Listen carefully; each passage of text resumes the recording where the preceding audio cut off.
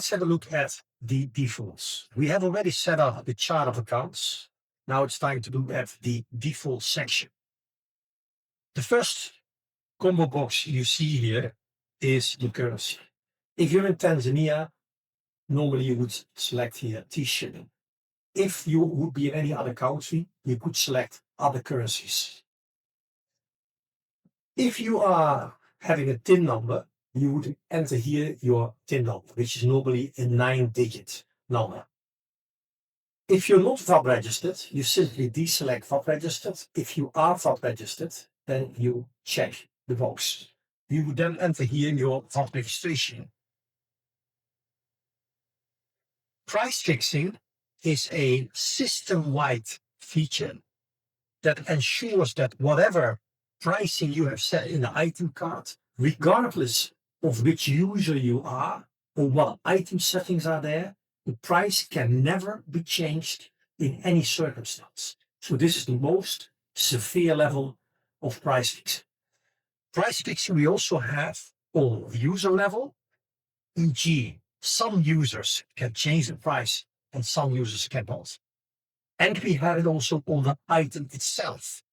A certain item you want to block from anybody changing the price. So the first level is fixed pricing on default level. The second level would be in price fixing in the system on the item level, and the third one would be on the user level. Then we have some reporting default settings. For example, would you like the reports to appear always with what we call the standard header? The standard header will take information from the company data. That means your company name, your PO box, and the city where you reside. And it creates for you a standard header with that information.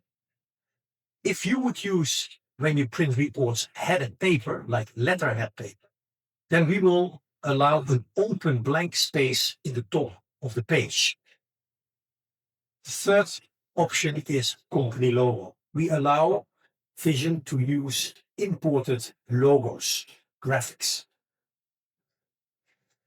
Also, the reporting normally starts with a begin and an end period, start date and an end date. What would be the default desired start date?